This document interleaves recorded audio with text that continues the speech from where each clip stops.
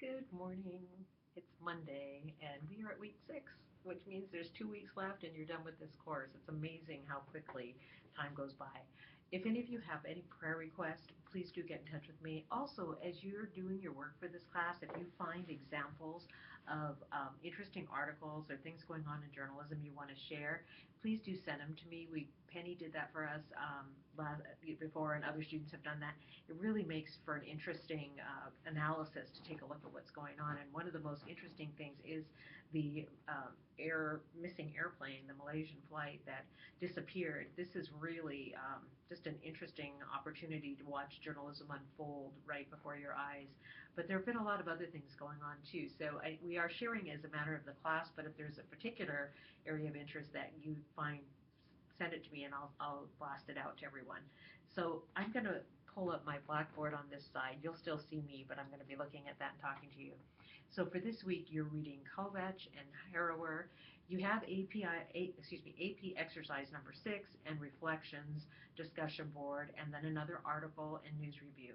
Now, this class can seem like a lot of practice, and really that's is what it is. I mean, if you were learning an instrument, if you were playing the flute or the drums or guitar, you'd be practicing. Well, journalism is a craft, and being a wordsmith is a highly desired skill.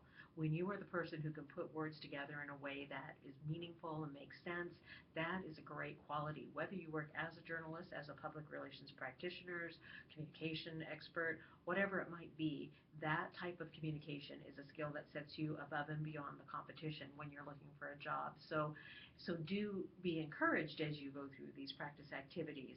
I do review them all carefully, and if I see a red flag on anything, I get back to you. But this is sort of your beginning class that gives you the skills needed to move to the next level in journalism. If you have something you write, whether it be during this class or later, that you'd ever like me to review because you're thinking of going for publication, I am very happy to do that. I do it for students who I had graduated back in '05 or '06, and we keep in touch. I think as writers in a community of journalists and journalistic people, we have to support one another. And so if you wind up doing that, please do reach out to me. I am sort of tickled when I see your AP exercises and the comments about it being sort of a surprise when you found out something, about, a topic that was mentioned in the AP Style Guide. Well, the AP Style Guide is an incredible way to sharpen your skills on many different topics. There's an old saying that journalists are a jack of all trades, but a master of none. I rather take that to the next level and say a master of any, because nowadays, with research being available at our fingertips online, you can, when you're doing a story, research it to the nth degree and really become expert at it, so that it's not really that sense of being, knowing a little bit about everything. That was sort of the boundaries that were set when we had to go to the microfiche at the library and research or do primary research firsthand, which we still do, but being that the internet can take us anywhere within seconds and we have access to so many different journals and articles online, we're in a much better position now as far as research.